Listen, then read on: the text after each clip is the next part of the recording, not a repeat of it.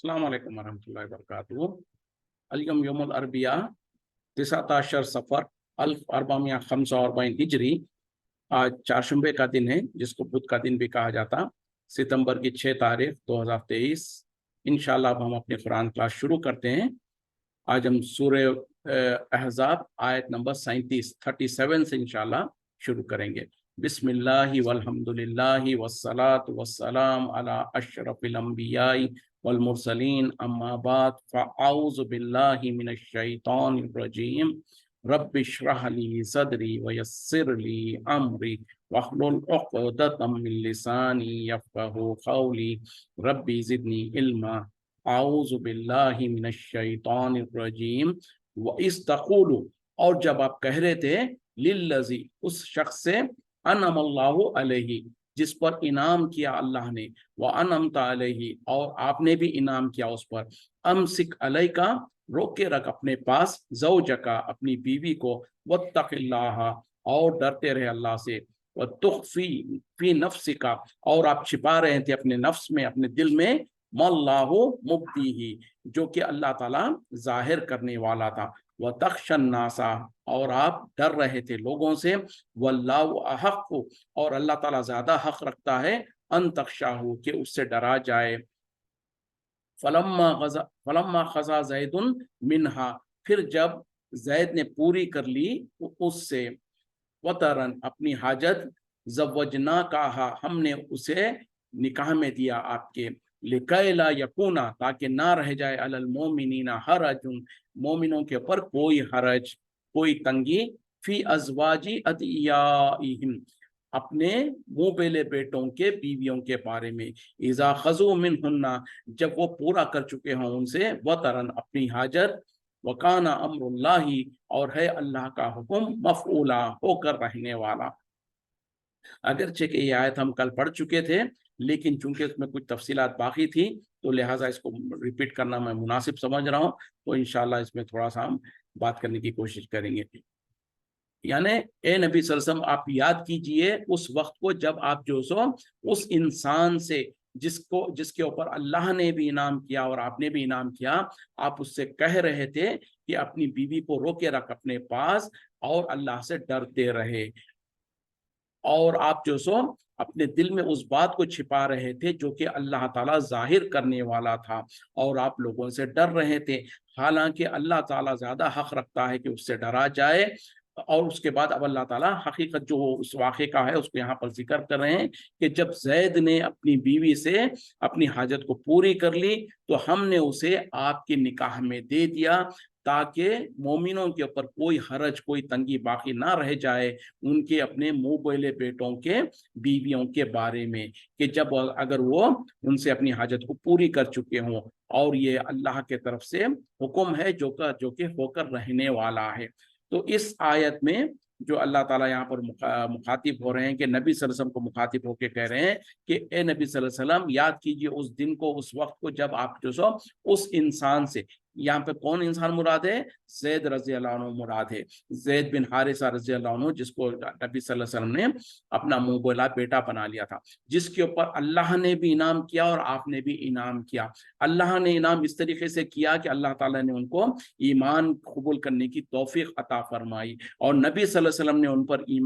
एहसान इस तरीके से किया कि उनको, अगरचे कि वो गुलाम थे, हालांकि जैसे कि मैंने पहले कहा ना कि नस्लन जो सो वो अरब थे, गुलाम नहीं थे, आजाद ही थे, लेकिन उनके बचपन में किसी ने उनको जबरदस्ती बेच दिया था। उसके बाद से उनकी गुलामी चली आ रही थी। तो उसको जो सो जब हजरत खदीजा रज़ी अल्लाह अन्हा से नबी सल्लल्लाहु अलैहि वसल्लम की निकाह हुआ, तो हजरत खदीजा रज़ी अल्लाह अन्हा ने जो सो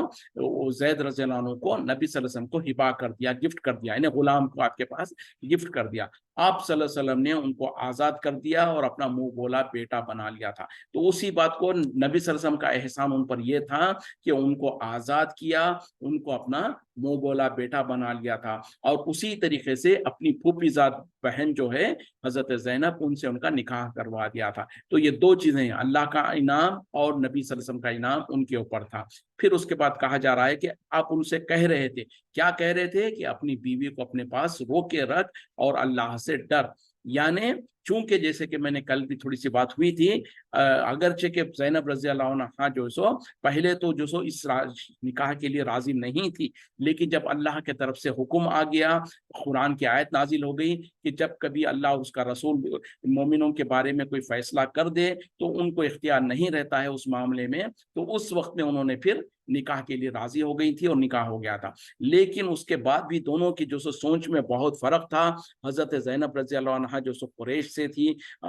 آزاد تھی، اور جو سو وہ اونچے خاندان سے تھی، تو ان کے کیا ان کی فکر میں اور ان کی سوچ میں فرق تھا۔ اسی طریقے سے حضرت زید رضی اللہ عنہ، زید رضی اللہ عنہ جو ہے وہ جو سو غلام تھے پہلے، ان کے فطرت میں کچھ اور فرق تھا، تو آپس میں ان کی انبن ہوتے رہتی تھی، ناراضگیاں چلتے رہتی تھی، یہاں تک کہ وہ زید رضی اللہ عنہ جو سو نبی صلی اللہ علیہ وسلم کے سامنے کئی مرتبہ کہہ چکے تھے کہ لگتا ہے میں جو سو زینب کے ساتھ نکاح نبھا نہیں پاؤں گا، ہو سکتا ہے ہماری طلاق ہو جائے۔ اس وقت میں نبی صلی اللہ علیہ وسلم ان کو تلقین کر رہے تھے، ان کو یہ بات کہہ رہے تھے کہ اپنی بیوی کو اپنے پاس روک کے رکھ، یعنی کسی بھی طریقے سے آپ ان کے ساتھ نباہ کرتے رہیے، ان کو طلاق دینے کے بارے میں مت سوچیے۔ تو یہ نبی صلی اللہ علیہ وسلم ان کو وصیت کر رہے تھے، ان کو تاکید کر رہے تھے، تو اس بات کو اللہ تعالیٰ یہاں پر ذکر کر رہے ہیں۔ اس کے بعد کہا ہے کہ جو سو آپ اس بات کو اپنے ذہن میں اپنے دل میں چھپا رہے تھے جو اللہ تعالیٰ واضح کرنے والا تھا۔ یہ کیا بات ہے؟ یہ وہی بات ہے کہ اللہ تعالیٰ نے نبی صلی اللہ علیہ وسلم کو ابھی جب تک کہ جو سو زید رضی اللہ عنہ ابھی طلاق نہیں دیا زینب رضی اللہ عنہ کو، اس وقت جو سو اس سے پہلے ہی اللہ تعالیٰ نے وحی کے ذریعے سے نبی صلی اللہ علیہ وسلم کو اس بات کی خبر دے دیا تھا کہ جو سو آگے جا کر حضرت زید جو سو طلاق دیں گے زینب رضی اللہ عنہ کو، اس کے بعد ہم آپ کے لیے ان کو آپ کی بیوی بنائیں گے، آپ کے نکاح میں دیں گے۔ تو یہ بات اللہ تعالیٰ نے واضح کر دیا تھا۔ تو اس بات کے واضح یعنی نبی صلی اللہ علیہ وسلم اپنے دل میں چھپا رہے تھے، اور جو کہ اللہ تعالیٰ آگے چل کر اس کو واضح کرنے والا تھا۔ مقصد کیا تھا کہ نبی صلی اللہ علیہ وسلم لوگوں سے ڈر رہے تھے۔ مطلب یہ ڈر کیا ہے؟ فطری ڈر ہے۔ اور یہ ڈر کیسا تھا کہ لوگ کیا کہیں گے، کیوں کہ جو سو زید رضی اللہ عنہ تو آپ کے منہ بولے بیٹے ہیں، اور اس زمانے میں تو جو سو قرآن کی آیتیں نازل ہونے سے پہلے ان کو تو نبی صلی اللہ علیہ وسلم کے نام سے ہی پکارا جاتا تھا، زید بن محمد صلی اللہ علیہ وسلم یہ نام سے پکارتے تھے ان کو۔ تو اور اس زمانے میں یہ اکثر جو سو لوگوں میں یہ چیز مشہور تھی، اور لوگ عام طور پہ منہ بولے بیٹے جو ہوتے ہیں جس کو گود لے لیا جاتا اس کو اپنے حقیقی بیٹے کے جیسے ہی سمجھتے تھے، اور اس کے معاملے تو اللہ تعالیٰ در حقیقت میں اس دستور کو، اس نظام کو اور اس چلن کو ختم کرنا چاہتے تھے، اور بتانا چاہتے تھے کہ جو حقیقی بیٹا ہے اس کے احکام کچھ اور ہے، جو منہ بولا بیٹا ہوتا ہے اس کے احکام کچھ اور ہے۔ منہ بولا بیٹا حقیقی بیٹے کا درجہ نہیں لے سکتا ہے، تو لہٰذا جب منہ بولے بیٹے حقیقی بیٹے کی بیوی جو ہے، بہو جو ہے، وہ تو جو سسر کے لیے حرام ہے، لیکن جو کہ منہ بولا بیٹا جو ہے وہ حقیقی بیٹے کا برابر نہیں ہے، تو لہٰذا اس کی اگر بیوی اس کو طلاق وہ منہ بولا بیٹا اگر طلاق دے دیتا ہے، اس کے بعد اس عورت سے نکاح کرنے میں کوئی حرج نہیں ہے۔ اور اس جو ایک رسم جو چلی آ رہی تھی، اس رسم کو اللہ تعالیٰ نبی صلی اللہ علیہ وسلم کے ذریعے سے ختم کروانا چاہتے تھے، اس وجہ سے۔ لیکن نبی صلی اللہ علیہ وسلم کو ڈر یہ تھا کہ لوگ کیا کہیں گے، کیونکہ معاشرے میں یہ چیز عام تھی اور لوگ اس کو برا سمجھیں گے، تو اسی بات سے نبی صلی اللہ علیہ وسلم ڈر رہے تھے۔ تو اللہ تعالیٰ کہہ رہے ہیں کہ آپ لوگوں سے ڈر رہے تھے، حالانکہ اللہ تعالیٰ زیادہ حقدار ہے کہ اس سے ڈرا جائے۔ مطلب کیا ہے کہ جب اللہ تعالیٰ نے آپ کے بارے میں اس بارے میں فیصلہ کر چکا ہے، اور اللہ تعالیٰ چاہتا ہے کہ آپ کے ذریعے سے اس رسم کو ختم کیا جائے، جو لوگ برا مانتے تھے کہ جو سو اپنے منہ بولے بیٹے کی بہو کو جو سو اگر بیٹا جو سو طلاق دے دے تو اس سے نکاح کرنے کو یہ منع سمجھتے تھے، حرام سمجھتے تھے، جبکہ یہ شریعت میں حرام نہیں ہے۔ تو اللہ تعالیٰ آپ صلی اللہ علیہ وسلم کے ذریعے سے اس بات کو لوگوں کے سامنے ثابت کرنا چاہتے تھے کہ منہ بولا بیٹا اور منہ بولا بیٹا حقیقی بیٹے کے برابر نہیں ہوتا ہے، اور اس کی بیوی جو ہے وہ حقیقی بہو کا حق نہیں رکھتی ہے، اور اگر وہ جو اس کو طلاق ہو جائے تو مسلمانوں کے لیے جائز ہے کہ اس کے ساتھ نکاح کر سکتے ہیں۔ تو اس بات کو، اس چیز کو اللہ تعالیٰ آپ صلی اللہ علیہ وسلم کے ذریعے سے لوگوں کے اندر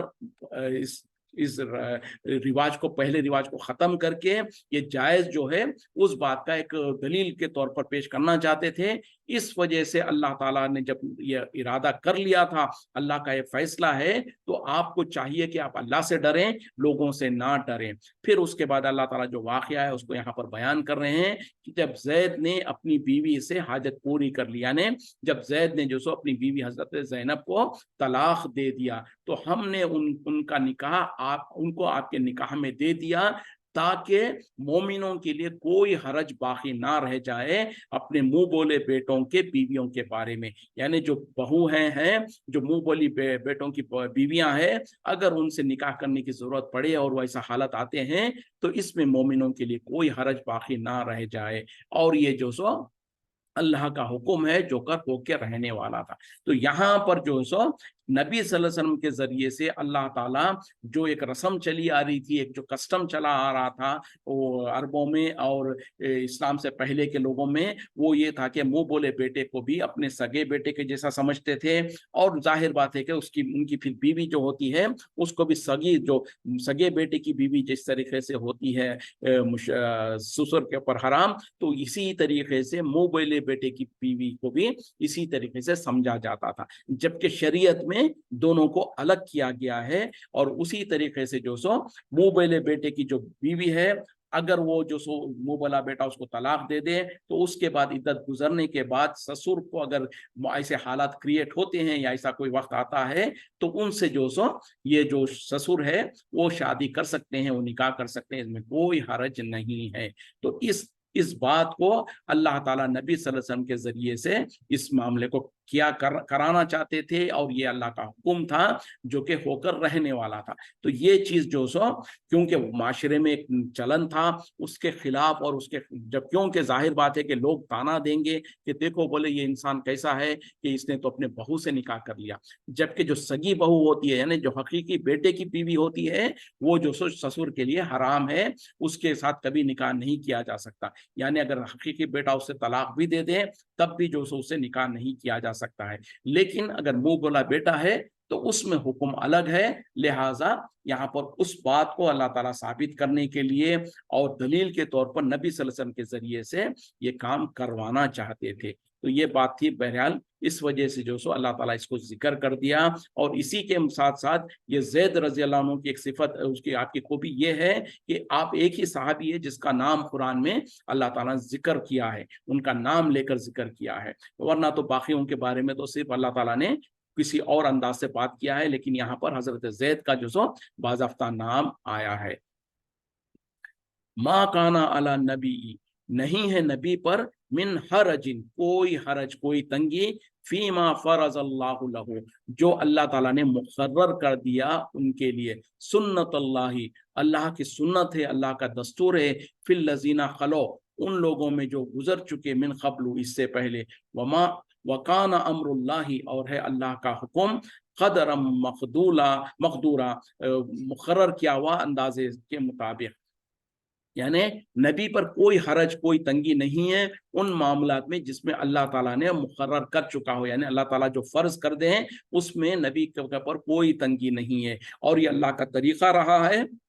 उन लोगों में भी जो पहले गुजर चुके हैं। और जो सो अल्लाह का अम्र, अल्लाह का हुक्म जो है वो के मुकर्रर हुआ है एक अंदाजे के मुताबिक, एक फिक्स तरीके से। यानी इससे पहले जो अल्लाह ताला आयत में जो बता रहे थे कि जो सो नबी सल्लल्लाहु अलैहि वसल्लम के जरिए से अल्लाह ताला इस चलन को, और वो जो उस वक्त में जो एक रिवाज था उस रिवाज को खत्म कराना चाहते थे, और उस वजह से आप सल्लल्लाहु अलैहि वसल्लम को अल्लाह ताला ने ये हुक्म दिया कि उनके जो मुंह बोले बेटे की जो बीवी है, जिनको हजरत ज़ैद ने जो सो तलाक दे दिया था, तो उनके साथ नबी सल्लल्लाहु अलैहि वसल्लम का निकाह करवाना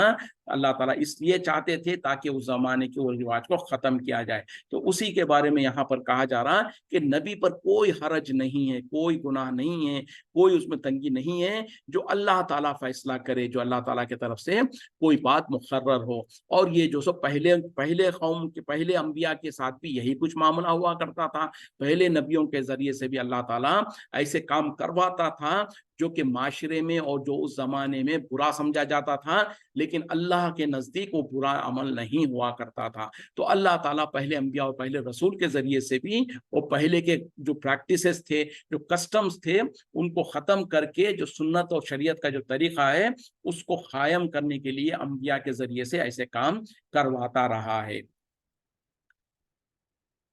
الذین، وہ جو کہ یبلغون رسالات اللہ، وہ جو کہ پہنچاتے تھے اللہ کے رسالات کو، اللہ کے پیغامات کو، وَيَخْشَوْنَهُ، اور وہ اس سے ڈرتے تھے، وَلَا يَخْشَوْنَ أَحَدًا، اور وہ نہیں ڈرتے تھے کسی سے بھی، إِلَّا اللَّهَ، سوائے اللہ کے، وَكَفَى بِاللَّهِ حَسِيبًا، اور کافی ہے اللہ حساب لینے کے لیے۔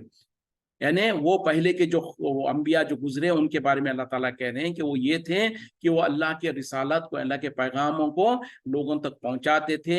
اور وہ اللہ سے ڈرتے تھے، اور وہ اللہ کے علاوہ کسی اور سے نہیں ڈرتے تھے، اور اللہ تعالیٰ کافی ہے حساب لینے والا۔ یعنی اس آیت سے اللہ تعالیٰ نبی صلی اللہ علیہ وسلم کو تسلی دے رہے ہیں کہ دیکھو آپ سے پہلے بھی جو انبیاء گزرے ان سے بھی اللہ تعالیٰ ایسے کام کرواتا رہا ہے، جو اللہ تعالیٰ اپنی طرف سے لوگوں کے اندر ایک دلیل اور سنت اور ایک حجت قائم کرنے کے لیے جو کرواتا تھا۔ تو ایسے ہی پہلے انبیاء جو تھے وہ بھی جو سو رسالت کو پہنچاتے تھے، یعنی وہ بھی انبیاء اور رسول تھے، وہ بھی اللہ سے ڈرتے تھے اور وہ اللہ کے علاوہ کسی سے نہیں ڈرتے تھے۔ تو اے نبی صلی اللہ علیہ وسلم، آپ کو بھی فکر کرنے کی ضرورت نہیں ہے، آپ کو بھی غم کھانے کی ضرورت نہیں ہے، یہ جو سو آپ بھی صرف اللہ سے ڈریے، لوگوں سے نہ ڈریے کہ لوگ کیا کہیں گے، لوگ جو سو لوگوں کے درمیان میں کیا معاملہ، کیونکہ یقیناً اس زمانے میں ذرا اندازہ کریں، بلکہ آج کے زمانے میں بھی لوگ کتنا اللہ کے طرف سے قرآن میں یہ حکم آنے کے باوجود بھی، اگرچہ کہ ہمارے معاشرے میں تو یہ سوچنا محال ہے، لیکن اگر کسی نے اس طریقے کا معاملہ کیا تو لوگ پورا کا پورا جو سو محلہ جو سو اس کے سر کے اوپر آ کے بیٹھ جائے گا، اور اس انسان سے کیسے کیسے تانے دیں گے، اس کو کیسی کیسی باتیں کریں گے۔ تو اندازہ کریں اس زمانے میں نبی صلی اللہ علیہ وسلم کو کتنی شدت سے لوگوں کی مخالفت سہنی پڑی ہوگی، اور کتنا یقینی بات ہے، فطری طور پر یہ ڈر ہے کہ لوگ کیا کہیں گے، خاص طور پہ اس طریقے کا جو رشتہ ہے اس رشتے کے بارے میں لوگ جو سو تان کرنا شروع کر دیں گے، اور لوگ کہیں گے کیا ہو گیا ان کو، یہ اس طریقے کی حرکت کر رہے ہیں۔ تو یہ بہت بڑا ایک مسئلہ تھا جس پر یقینی بات ہے کہ نبی صلی اللہ علیہ وسلم ڈر رہے تھے، نبی صلی اللہ علیہ وسلم کو خوف تھا کہ لوگ اس کو کیسے ریاکٹ کریں گے اس پر۔ تو اللہ تعالیٰ بہرحال آپ صلی اللہ علیہ وسلم کے ذریعے سے جو سو شریعت سازی کرنا چاہتا ہے، شریعت میں جو احکامات ہے اس کو پریکٹیکلی امپلیمنٹ کرا کے دکھانا چاہتا ہے۔ اس وجہ سے اللہ تعالیٰ نے نبی صلی اللہ علیہ وسلم کو یہ حکم دیا اور کہا کہ یہ اللہ کے طرف سے فیصلہ ہے، اور اس میں آپ لوگوں سے نہ ڈریے، بس اللہ سے ڈریے، اور اللہ تعالیٰ آپ کے لیے کافی ہے۔ ما کانا محمد، نہیں ہے محمد صلی اللہ علیہ وسلم، ابا احد من رجالکم، باپ تم میں سے کسی بھی مرد کے، ولیکن رسول اللہ، اور لیکن وہ اللہ کے رسول ہے، وخاتم النبیین، اور مہر انبیاء کی، یعنی نبیوں کے ختم ہونے کا مہر ہے، وکان اللہ، اور ہے اللہ بکل شیء علیما، ہر چیز کو جاننے والا۔ اب یہاں پر دیکھیں اسی حالت کو مکمل کرنے کے لیے اللہ تعالیٰ یہ بھی بات واضح کرتے رہے ہیں کہ محمد صلی اللہ علیہ وسلم تم میں سے کسی بھی مرد کے باپ نہیں ہے، لیکن وہ اللہ کے رسول ہے، اور انبیاء کے سلسلہ جو نبوت کا جو سلسلہ تھا اس کو ختم کرنے والے اس یعنی آخری نبی ہے۔ اور جیسے مہر جو لگاتا بولتے ہیں نا ختم نبوت، تو یعنی آپ جو سو نبوت کے سلسلے پر ختم کرنے والے، مہر لگانے والے ہیں، اور اللہ تعالیٰ ہر چیز کا علم رکھنے والا ہے۔ یعنی اب یہاں پر اللہ تعالیٰ کہہ رہے ہیں کہ نبی صلی اللہ علیہ وسلم زید بن حارثہ کے والد کیسے ہو سکتے ہیں، جبکہ حقیقت یہ ہے کہ محمد صلی اللہ علیہ وسلم تو تم میں سے کسی بھی مرد کے والد نہیں ہیں، اور وہ لیکن حقیقت میں وہ اللہ کے رسول ہیں اور خاتم النبیین ہے۔ اب یہاں پر جو کہا جا رہا ہے کیا مطلب ہے کیونکہ اگرچہ کہ نبی صلی اللہ علیہ وسلم کے بیٹے تھے، آپ صلی اللہ علیہ وسلم کو 4 بیٹے تھے، لیکن وہ سارے کے سارے بیٹے جو سو بچپن میں ہی انتقال کر گئے اور وہ ان میں سے کوئی بھی جوانی کو نہیں پہنچا۔ اور جبکہ یہ آیتیں نازل ہو رہی تھی اس وقت میں بھی آپ صلی اللہ علیہ وسلم کے کوئی بھی بیٹے آپ کی زندگی میں موجود نہیں تھے۔ اس وجہ سے اللہ تعالیٰ یہ کہہ رہے ہیں کہ زید بن حارثہ رضی اللہ عنہ کے باپ تو نبی صلی اللہ علیہ وسلم نہیں ہے، وہ تو ان کے منہ بولے بیٹے ہیں۔ اور رہی بات کہ اس زمانے میں جب موجود تھے جتنے بھی مرد ہیں ان میں سے کسی کے بھی باپ نہیں ہے محمد صلی اللہ علیہ وسلم، یعنی آپ صلی اللہ علیہ وسلم کے جو حقیقی بیٹے تھے وہ تو بچپن میں ہی انتقال کر گئے، اور یہ زید بن حارثہ جو ہے وہ تو آپ کے منہ بولے بیٹے ہیں، حقیقی بیٹے نہیں ہیں۔ تو اس بات کو اللہ تعالیٰ یہاں پر وضاحت کے ساتھ کہہ دے رہے ہیں۔ اور دوسری بات یہ ہے کہ نبی صلی اللہ علیہ وسلم جو سو اللہ کے رسول ہے، اور اللہ کے رسول ہونے کی وجہ سے جو اللہ کے پیغامات ہوتے ہیں اس کو لوگوں تک پہنچاتے ہیں، اور اللہ تعالیٰ آپ کے ذریعے سے جو شریعت سازی کرنا چاہتا ہے، جو احکامات کو نافذ کرنا چاہتا ہے، اور رہتی دنیا تک جو ایک حکم کو صادر کر کر اس کی جو سو دلیل بنانا چاہتا ہے، وہ آپ کی ذمہ داری ہے۔ اور آپ صلی اللہ علیہ وسلم خاتم النبیین ہے، یعنی نبیوں کا جو سلسلہ چلا آ رہا تھا اس سلسلے کو ختم کرنے والے، یعنی اس سلسلے کی آخری کڑی ہے، کیونکہ اس سے پہلے نبی صلی اللہ علیہ وسلم سے پہلے انبیاء اور رسول آتے رہے۔ اس وقت یعنی عیسیٰ علیہ السلام کے جب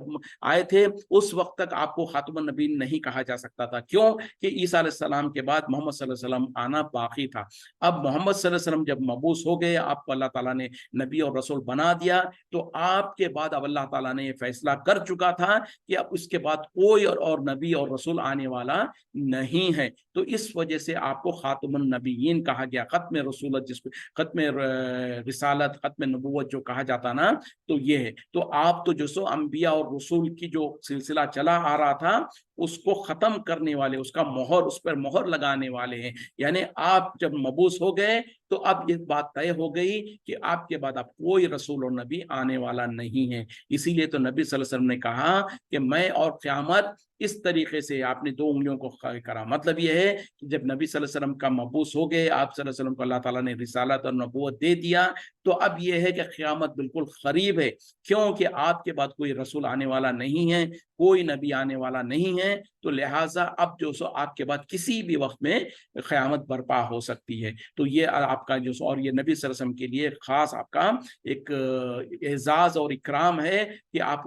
خاتم النبیین ہیں۔ اب یہاں پر جو کہا جا رہا ہے نا خاتم النبیین، تو یہ ختم نبوت، اور جو سو اکثر جیسے کہ میں نے کل بات کیا تھا نا، مسلم اور مومن میں جب جو فرق ہے، اگر دونوں کو ایک ساتھ بیان کیا جائے تو دونوں میں فرق ہوتا ہے، لیکن اگر الگ سے بیان کیا جائے تو مسلم مومن کی جگہ پہ بھی استعمال ہوتا ہے، مومن مسلم کی جگہ پہ بھی استعمال ہوتا ہے،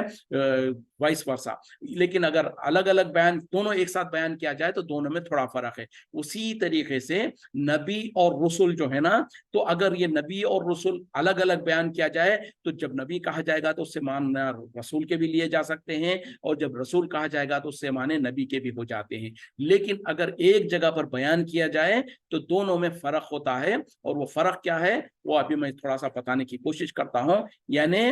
جو نبی ہوتا ہے وہ اللہ کے طرف سے چنا ہوا ہوتا ہے، شریعت کو، اللہ تعالیٰ کی جو شریعت ہے اس کو نافذ کرنے کے لیے، لیکن ضروری نہیں ہے کہ اس کو کوئی کتاب دی جائے۔ یعنی جیسے کہ مثال کے طور پر آپ کو میں بتاؤں کہ موسیٰ علیہ السلام اور ہارون علیہ السلام کا معاملہ، اب موسیٰ علیہ السلام کیا ہے؟ اللہ کے رسول ہے، کیوں کہ ان کو اللہ تعالیٰ نے تورات دیا، لیکن اسی وقت میں ہارون علیہ السلام جو ہے وہ نبی ہے، کیونکہ ان کو اللہ تعالیٰ نے نبوت تو دیا لیکن کتاب نہیں دیا، جس کی وجہ سے انہیں رسول نہیں کہا جا سکتا۔ تو اگر ہم یہ فرق کو سمجھ جائیں کہ موسیٰ علیہ السلام جو سو رسول ہے چونکہ ان کو کتاب دی گئی، اور ہارون علیہ السلام نبی ہے چونکہ ان کو کتاب نہیں دی گئی، اور ہر رسول لازم ہے کہ وہ نبی ہو۔ یعنی موسیٰ علیہ السلام کو جو سو رسول جب کہا گیا، کیونکہ رسول کا درجہ بلند ہوتا ہے نبی سے، تو جب رسول کہہ دیا گیا تو بھائی آٹومیٹک، بھائی ڈیفالٹ ان کے بارے میں یہ تاثر ضروری ہے کہ وہ نبی بھی ہیں، کیونکہ رسالت صرف اسی کو ملتی ہے جو نبی بھی ہو، لیکن ایک نبی جو ہے وہ رسول ہونا ضروری نہیں ہے۔ اس کے پاس چونکہ کتاب نہیں دی گئی، اس کو کوئی نئی شریعت نہیں دی گئی، تو اس کو رسول نہیں کہا جاتا، ان کو نبی کہا جاتا۔ تو ان ادر ورڈز کیا ہے کہ نبی جو ہے हल्का दर्जा है, रसूल का दर्जा ऊंचा है। तो अब यहाँ पर अल्लाह ताला जो कह रहे हैं वो खातमन नबीयीन, नबियों को खत्म करने वाले, नबियों के ऊपर मोहर लगाने वाले। तो अब पता क्या चला, जब नबियों का सिलसिला ही खत्म हो गया तो रसूल आना तो मुमकिन ही नहीं है। क्यों कि रसूल कोई होना है तो जाहिर बात है कि जरूरी है उसके लिए कि वो नबी भी हो। जब नबी ही नहीं आएंगे नबी सल्लल्लाहु अलैहि वसल्लम के बाद तो कोई रसूल तो आ ही नहीं सकता। अब इस कुरान की हिकमत पर और कुरान की बलागत पर हम कितना शुक्र अदा करें कम है, क्योंकि अल्लाह ताला ने जो अल्फाज इस्तेमाल किए हैं कुरान में, इसके बहुत दूर दराज के उसके इम्प्लीकेशंस होते हैं, उसकी अहमियत होती है। ये इस वजह से कि जब अल्लाह ताला ने नबी सल्लल्लाहु अलैहि वसल्लम को कह दिया कि आप खत्म नबूवत है, यानी कोई आपके बाद में कोई नबी आ ही नहीं सकता है, तो जब नबी नहीं आ सकता तो कोई रसूल होने का दावा भी नहीं कर सकता है। रसूल 4 हैं, 4 ही है क्या? नहीं नहीं, रसूल तो बहुत सारे हैं। जितने रसूलों को अल्लाह ताला ने किताबें दिया, जैसे कि हाँ हमारे पास जो खास तौर पे जो मशहूर 4 आसमानी किताबें हैं, तौरात, जबूर, इंजील और कुरान, इस हिसाब से तो ये है। लेकिन उसके अलावा भी सोहफ़े इब्राहिम व मूसा कहा गया, तो इब्राहिम अलैहिस्सलाम को सहीफे अता किए गए थे, तो इब्राहिम अलैहिस्सलाम भी रसूल है। उसी तरीके से नूह अलैहिस्सलाम के बारे में भी जो सो कहा जाता कि वो भी रसूल है। तो जितनी आसमानी किताबें, यानी आसमानी किताबें तो बहुत सारी हैं, लेकिन 4 का जिक्र किया गया है, 4 को एक्सप्लिसिटली उनका जिक्र किया गया है। उसी तरीके इस इब्राहिम अलैहिस्सलाम के बारे में सोहफ़े इब्राहिम व मूसा जैसे कहा गया, तो इब्राहिम अलैहिस्सलाम को सहीफे अता किए गए थे। तो इसी तरीके से जिस जिस नबी को अल्लाह ताला ने किताब अता फरमाया, नई शरीयत अता फरमाया, उन तमाम को रसूल कहा जाता है। तो बहरहाल ये बात की सवाल किसी ने पूछा था कि क्या सिर्फ 4 ही है? नहीं, 4 किताबें मशहूर है जो जिसका जिक्र आया है, उसके अलावा और बहुत सारी भी थी। और जिन जिनको अल्लाह ताला ने किताबें दिया, जिनको शरीयतें अता फरमाई अलग से, वो रसूल कहे जाएंगे। तो यहाँ पर जो बात कही जा रही है कि अब जब कोई नबी ही नहीं आ सकता है तो कोई रसूल का दावा करना तो महज बेबुनियाद और बेअसर होगा। तो यहाँ पर इस बात को मैं क्यों कह रहा हूँ, क्योंकि जैसे कि नबी सल्लल्लाहु अलैहि वसल्लम की भी खुद पेशन गोई थी कि मेरे बाद जो सो पता नहीं आपने कितने तादाद कुछ कहा, मेरे जहन में नहीं है, 70 या पता नहीं आपने क्या क्या कहा, कि लोग मेरे बाद ऐसे आएंगे जो कि नबी और रसूल होने का दावा करेंगे, यानी कज्जाब, झूठे लोग जो सो नबी सल्लल्लाहु अलैहि वसल्लम ने आपके जिंदगी में खुद कह दिया था कि मेरे बाद कुछ लोग ऐसी दावा करेंगे कि जो सो अपने आप को नबी और रसूल होने का दावा करेंगे, तो वो झूठे होंगे। और आप सल्लल्लाहु अलैहि वसल्लम की जिंदगी में भी कुछ ऐसे आगे थे जिन्होंने अपने आप को नबी और रसूल होने का दावा किया, जबकि वो झूठे थे। और रिसेंट पास्ट में, यानी पिछले 100 साल के अंदर, जो हमारे मुल्कों में एक मशहूर हुआ था, जो कि गुलाम अहमद कादियानी जिसका नाम है, उस जालिम ने अपने आप को रसूल होने का दावा कर लिया था। उसने कहा कि मैं भी जो सो रसूल हूँ, मेरे पास भी वही आती है। और जालिम जो सो, अच्छा, उससे जब कहा जाता था, जब उस जमाने के उलमा जो थे वो उससे बहस करते थे, उसको कहते थे कि भाई तू किस दलील पर तू ये बात कहता है, तो कहता कि देखो बोले, कुरान में जो सो अल्लाह ताला ने नबियों का इनकार किया है, रसूलों का तो इनकार नहीं किया। जैसे कि वह खातमन नबीयीन जो कहा है, तो उसने ये दावा किया कि देखो अल्लाह ताला तो कह रहे हैं कि नबी सल्लल्लाहु अलैहि वसल्लम नबियों के खत्म करने वाले हैं, रसूलों का तो कोई जिक्र नहीं है, तो लिहाजा मैं रसूल हूं। तो ये बात ऐसे ही है, जो इसे कहा जाता ना कि नकल करने के लिए भी थोड़ी तो अकल होनी चाहिए, लेकिन उस जाहिल को कुछ पता नहीं था, इस वजह से उसने बेबुनियाद दलील पेश कर दी। जबकि ये मुसल्लमा बात है कि किसी भी रसूल के लिए लाजिम और जरूरी है कि वो नबी हो, और अल्लाह ताला ने जब नबियों की ही जड़ को कट कर दिया तो कोई रसूल हो ही नहीं सकता है। तो लिहाजा उस जालिम के पास इतनी भी अकल नहीं थी कि अगर वो, अच्छा, वो नबी होने का दावा करता, तो नबियों के बारे में तो कुरान में वाज़ेह हो गया कि अल्लाह ताला कह रहे हैं कि जो सो हम नबियों को, नबी सल्लल्लाहु अलैहि वसल्लम को खातमुन नबीयीन बना दिया, तो लिहाजा उसके पास चारा नहीं था कि नबी होने का दावा कर सकता है। तो उसने ये समझा कि रसूल होने का दावा कर दूं, क्योंकि रसूल के बारे में तो कोई हुक्म नहीं है। लेकिन जबकि उस बेचारे को ये पता नहीं था कि रसूल बनने के लिए नबी होना जरूरी है। और जब अल्लाह ताला ने कहा कि नबियों का ही सिलसिला हमने खत्म किया, तो फिर रसूल तो खुद ब खुद ही खत्म हो जाते हैं। तो बहरहाल उसने दावा किया था, और आज भी अफसोस की बात है कि एक बहुत बड़ी तादाद हमारे मुल्कों में, खासतौर पर इंडिया में, पाकिस्तान में, और शायद बांग्लादेश में भी है, और यूके वगैरह में उसके पैरोकार है जो जो सो उसको रसूल मानते हैं। तो बहरहाल ये कुफरिया अकीदा है। हमारा अकीदा यह है कि नबी सल्लल्लाहु अलैहि वसल्लम के बाद कोई नबी और कोई रसूल आने वाला नहीं है, और जो कोई ये दावा करेगा वो दज्जाल और झूठा होगा, तो उस पर ईमान नहीं लाया जाएगा बल्कि उसका इनकार किया जाएगा। अब कोई इंसान कोई एक शक व शुबा डाल सकता है कि ठीक है, जब हदीस में फरमा दिया गया कि क़यामत के करीब ईसा अलैहिस्सलाम का नुज़ूल होगा, तो ईसा अलैहिस्सलाम तो अल्लाह के रसूल थे, तो फिर ये कैसे कॉन्ट्राडिक्ट नहीं हो रहा है क्या? जी, ईसा अलैहिस्सलाम उस वक्त तक, जब तक कि अल्लाह ताला ने उनको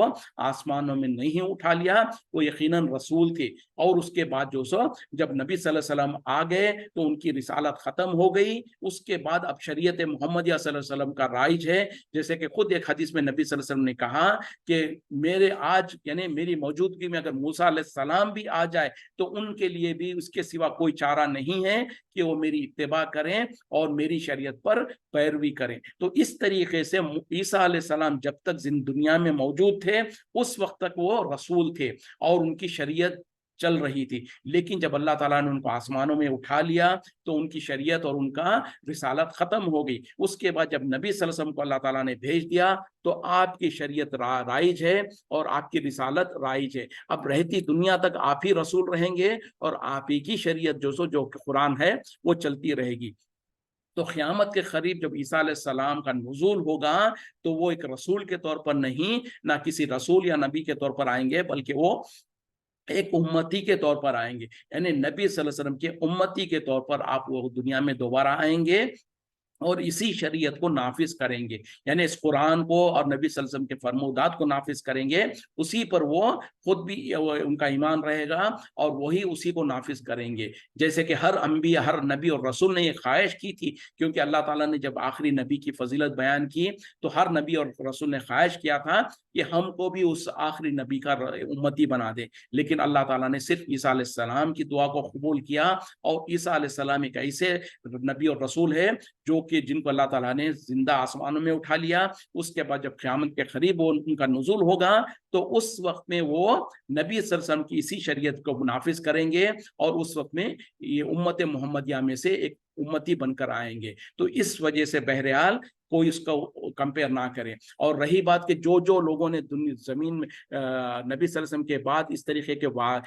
डिमांड क्या कहते हैं, इस तरीके से झूठे दावे करे हैं, वो सारे के सारे झूठे हैं। और अफसोस के साथ कहना पड़ता है आज के दौर में हमारे मुसलमानों के जो आज हमारे मुल्कों में जो बड़ी बड़ी जमातें हैं, नाम नहीं लेना चाहता मैं, लिए तो शायद बुरे मान जाएंगे लोग, उनके भी बड़ों के बारे में कुछ जाहिलों ने उनको नबी और रसूल का मुकाम दे चुके, और जालिमों ने यहाँ तक जो सो, और उनकी जिंदगी में भी बहरहाल किसी ने और कोई उनके मुरीद ने जो सो ख्वाब देखा कि मैं फलां को जो सो रसूल अल्लाह कहने लग रहा हूँ, तो फिर उन्होंने जब उस अपने जो उनके उस्ताद थे उनके सामने जब उनको खत लिखा तो उन्होंने कहा कि नहीं, इससे मुराद ये है कि आप जिसको मानते हैं वो अल्लाह का बहुत बड़ा नेक है, पता नहीं इस तरीके से। तो बहरहाल अगर किसी ने दुनिया में नबी सल्लल्लाहु अलैहि वसल्लम के बाद में किसी को रसूल या नबी तसव्वुर किया तो दर हकीकत में वो कुरान के मुखालिफत कर रहा है। और जो वाज़ेह हदीसों में भी नबी सल्लल्लाहु अलैहि वसल्लम ने कह दिया कि मैं आखिरी नबी हूँ,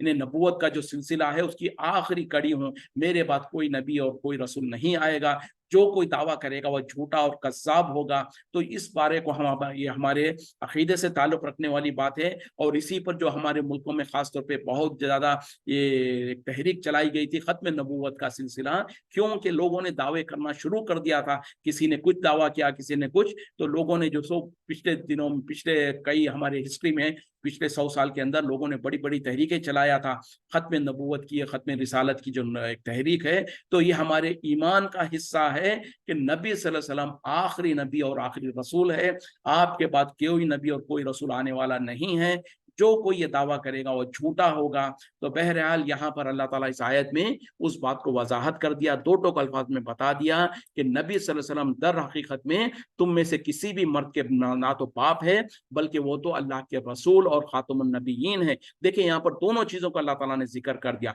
नबी सल्लल्लाहु अलैहि वसल्लम अल्लाह के रसूल भी है, नबी भी है, वह खातम यानी वलाकिन रसूल अल्लाह, लेकिन वो अल्लाह के रसूल है, वह खातमुन नबीयीन, और नबूवत का जो सिलसिला है उसको खत्म ختم کرنے والے نبوت کے سلسلے کی جو آخری کڑی ہے وہ ہے. تو یہ آپ صلی اللہ علیہ وسلم کی فضیلت ہے, آپ کا یہ امتیاز ہے, اگرچہ کہ آپ جو سو آخری کڑی کے طور پر آئے, لیکن آپ کا مقام اور مرتبہ تمام انبیاء اور تمام رسول سے سب سے زیادہ افضل اور بڑا ہوا ہے. تو یہ چیز کو ہم ذہن میں رکھنا ہے اور جو عقیدہ درست کر کے رکھیں تاکہ کوئی ہم کو گمراہ نہ کرے کہ جو سو اس کے بعد اگر جو کوئی دعویٰ کرتا ہے اس کے بارے میں ہم ذہن صاف کر لیں کہ یہ سب جھوٹے دعوے ہیں اور نبی صلی اللہ علیہ وسلم آخری نبی اور رسول تھے. چلیں اور ایک آیت پڑھ لیتے ہیں. یا ایھا الذین آمنوا, اے ایمان والو, اذکروا اللہ, اللہ کا ذکر کرو, ذکرن کثیرا, کثرت سے ذکر کرنا, یعنی اے ایمان والو تم اللہ کا ذکر کثرت سے کیا کرو. وَسَبِّحُوهُ, اور اس کی پاکیزگی بیان کرو, بکرتم و اصیلا, صبح اور شام. یعنی اب یہاں پر اللہ تعالیٰ عام مومنوں کو کہہ رہے ہیں کہ اے مومنوں, اے ایمان والو, تم اللہ کا ذکر کثرت سے کیا کرو. اور اللہ کا ذکر کیا ہے؟ اللہ کے جو اسماء و صفات ہے اس کا ذکر کرنا, جو تسبیحات جو کہا جاتا ہے, سبحان اللہ, الحمدللہ, اللہ اکبر, لا الہ الا اللہ, یہ جو تمام جو اذکار ہے یہ. اور اس سے بھی زیادہ ذکر قرآن, نماز کو بھی اللہ کا ذکر کہا گیا ہے. اسی طریقے سے قرآن کی تلاوت کو بھی اللہ کا ذکر کیا گیا, کہا گیا ہے. تو یہاں پر اللہ تعالیٰ حکم دے رہے ہیں کہ اے ایمان والو, تم اللہ کا ذکر کثرت سے اللہ کا ذکر کیا کرو, اور یہ کہ صبح اور شام اس کی تسبیح بیان کرو, صبح اور شام. تو پتہ کیا چلا کہ فرائض کے علاوہ قرآن کی تلاوت کرنا, دن رات چلتے پھرتے اٹھتے بیٹھتے جو اذکار ہے اور جو اللہ کی تسبیحات ہے ان کو ذکر کرتے رہنا, یہ ہمارے لیے ضروری اور واجب ہے. اسی پہ وقت ختم ہو رہا ہے, اسی پہ رکتے ہیں. وآخر دعوانا الحمدللہ رب العالمین, سبحانک اللہم وبحمدک, اشہد ان لا الہ الا انت, استغفرک واتوب الیک. السلام علیکم ورحمۃ اللہ وبرکاتہ.